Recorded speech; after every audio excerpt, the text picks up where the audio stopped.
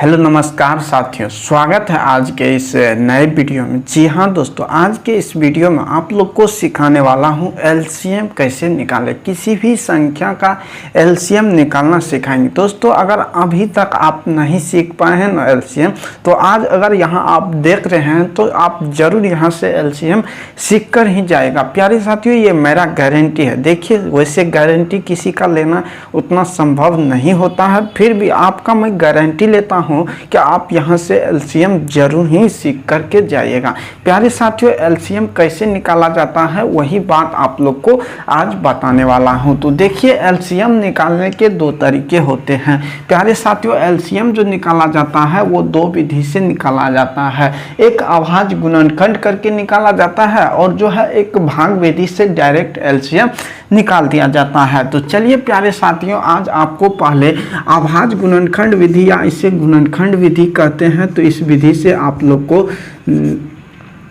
निकालकर गुणनखंड दिखाते हैं। अभाज्य गुणनखंड विधि,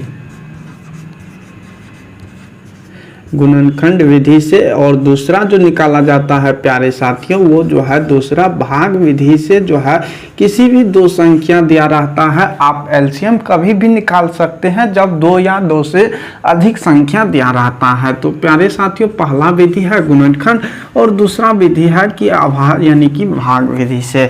तो चलिए, आपको जो है गुणनखंड विधि से किसी भी दो संख्याओं का एलसीएम कैसे निकालना है। एलसीएम का मतलब होता है लोवेस्ट कॉमन फैक्टर। तो देखिए, 36 और 72 का हमें एलसीएम निकालना है और ये अभाज्य गुणनखंड विधि से निकालना है। तो सबसे पहले आप 36 को इस तरह से, इसका अभाज्य गुणनखंड, किसी भी संख्या का अभाज्य गुणनखंड अगर करना है तो अभाज्य संख्या से पहले डिवाइड करना है, जो सबसे छोटा अभाज्य संख्या। तो अभाज्य संख्या क्या होता है प्यारे साथियों? जो संख्या स्वयं से विभाज्य हो या एक से विभाज्य हो वही संख्या अभाज्य संख्या होता है। और सबसे छोटी अभाज्य संख्या जो है ये 2 है। और इसी तरह बात करें तो 3 है, 5 है, 7 है। इसी तरह से आप जो है 11 है, 13 है, ये सारी क्या है, एक अभाज्य संख्या का सीरीज है। और इसी अभाज्य संख्या से हमें जो है इसमें डिवाइड करना है।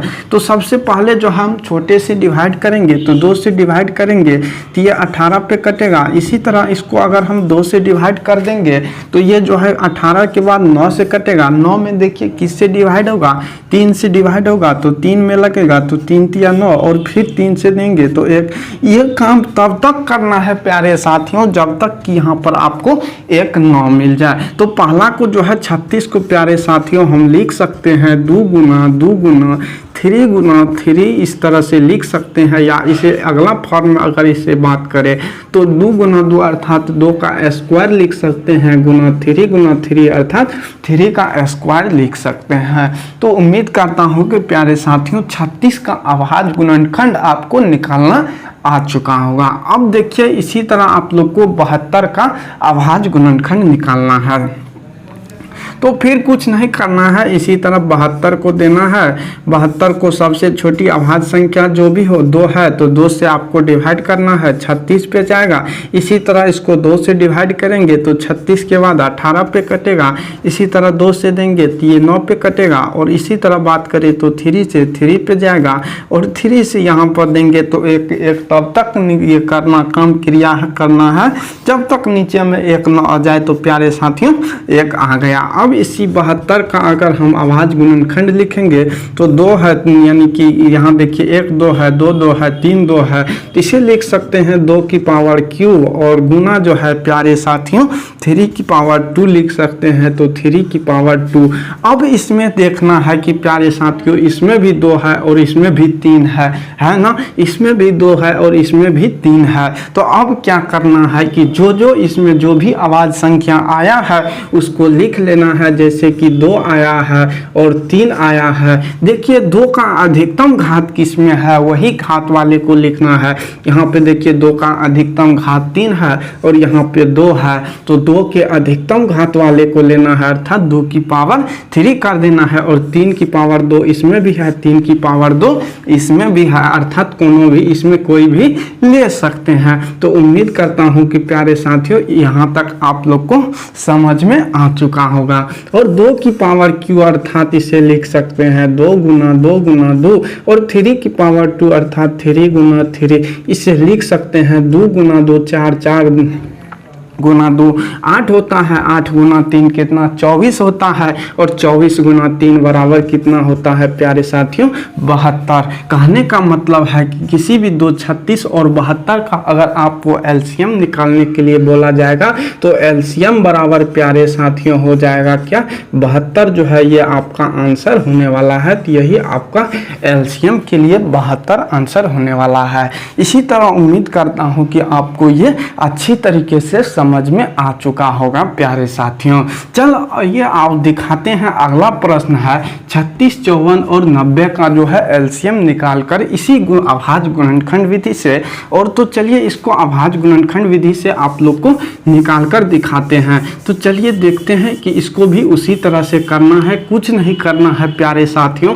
इसी तरह 36 को लिख देना है, जैसे कि मैंने 36 का अभाज्य गुणनखंड कर लिया हूँ तो 36 में जो है आया है तो 36 का सीधे यहीं पे लिख देता हूं। तो 36 का क्या हो जाएगा 2 गुना, यानी कि इसे लिख सकते हैं 36 के बराबर 2 गुना 2 गुना, इसी तरह 3 गुना 3 लिख देंगे 36 का हो जाएगा। अब 54 का निकाल लेते हैं।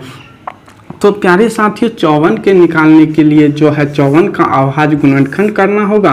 54 का जैसे अभाज्य गुणनखंड 2 से देंगे तो 2 से कटेगा तो ये 27 पे आएगा। अब देखिए ये 2 से नहीं कटने वाला है तो इससे अगले अभाज्य संख्या लेंगे। तो इससे अगला अभाज्य संख्या 3 है तो 3 से देंगे तो 3 से कितना पे जाएगा 9 पे जाएगा, और फिर इसी तरह 3 से देंगे तो 3 से कितना पे जाएगा यानी कि 3 पे जाएगा, और 3 से फिर देंगे तो ये जो है 1 पर आ गया। अब इसको कुछ नहीं करना है तो इसे लिख सकते हैं क्या प्यारे साथियों 54 बराबर इसे लिख सकते हैं 2, यानी कि 2 का पावर देखिए 1 हो जाएगा। और इसी तरह बात करें तो 3 गुना, यानी कि इसे एक बार लिख देते हैं तो यहाँ देखिए इसे लिख सकते हैं 3 गुना 3 गुना 3 अर्थात 3 बार 3 है, 3 गुना इसी तरह 3 लिख सकते हैं प्यारे साथियों। अब इसी तरह बात करें 90 की तो फिर क्या करना है आपको 90 का जो है अभाज्य गुणनखंड कर लेना है। तो जैसे यहाँ पर 2 से लगाएंगे तो कितना बार में यानी कि 2 बार में कटेगा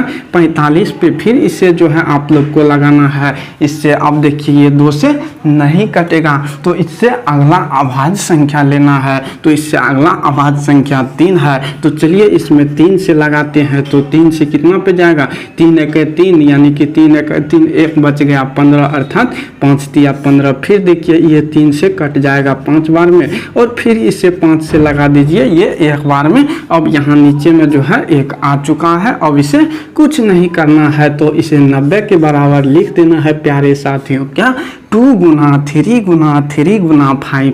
तो इसे लिख सकते हैं 2 गुना 3 गुना 3 गुना 5। तो क्या प्यारे साथियों यहाँ तक आपको कोई दिक्कत है नहीं ना।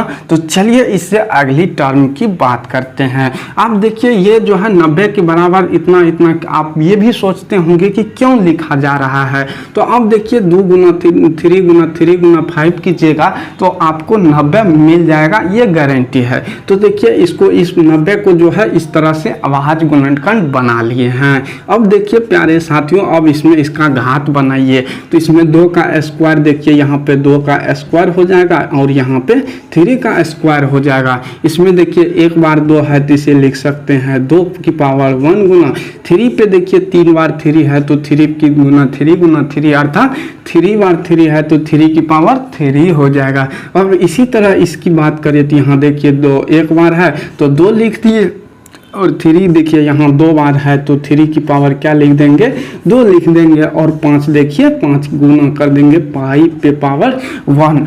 अब आपको देखना है कि इन तीनों संख्या जो है 36 है 54 है और 90 है, इनमें कौन कौन सी अभाज्य संख्या आया है। तो इसमें देखिए 2 आया है तो यहाँ पे लिख देंगे 2 गुना का चिन्ह दे देंगे। अब देखिए 3 आया है तो 3 का यहाँ पे 3 किसी भी यानी कि 3 आया है, उसके बाद 5 आया है, इसमें एक 5 आया है।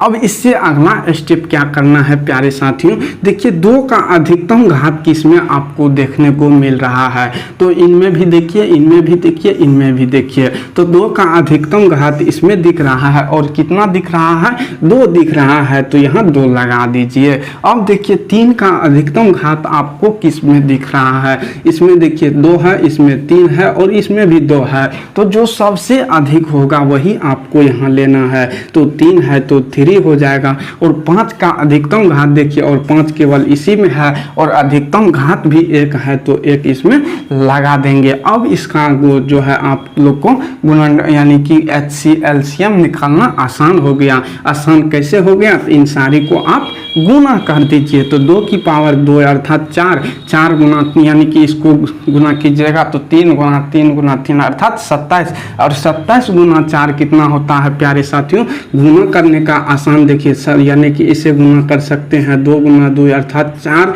गुना 27 गुना जो है 5, ये 5 गुना 4 कीजिएगा तो आपके सामने 20 हो जाएगा, और जो है 27 गुना इससे 27 से गुना कर दीजिए प्यारे साथियों। जैसे 27 से गुना कीजिएगा तो 27 दूनी 54 अर्थात जो है आपके सामने 540 जो है ये आपके सामने निकल कर आने वाला है। तो उम्मीद करता हूँ कि जो है प्यारे साथियों 5 चौका 20 27, ये जो है एलसीएम बराबर जो है आपको 540 आंसर होने वाला है। तो उम्मीद करता हूँ कि प्यारे साथियों आपको जो है भाग विधि से यानी कि अभाज्य गुणनखंड विधि से पूरी अच्छी तरीके से जो है गुणनखंड निकालने के लिए सीख चुके होंगे। तो प्यारे साथियों अगर आप इससे कुछ सीखे हैं ना, तो वीडियो को आप एक ही लाइक जरूर कीजिएगा। अगर कुछ सीखने को मिला तब ही लाइक कीजिएगा, अन्यथा नहीं सीखे हैं तो वीडियो को डिसलाइक जरूर कीजिएगा। तो दोस्तों ठीक है, बने रहिए इसी तरह के कुछ सीखने वाले और इंटरेस्टेड वीडियो देखने के लिए आप इस चैनल पर प्रत्येक दिन आते रहिए, आपको कुछ ना कुछ हम जरूर सिखाते रहेंगे। तो दोस्तों ठीक है, धन्यवाद। इससे नेक्स्ट के आने वाले वीडियो में मिलेंगे, तब तक के लिए दोस्तों जय हिंद, थैंक यू।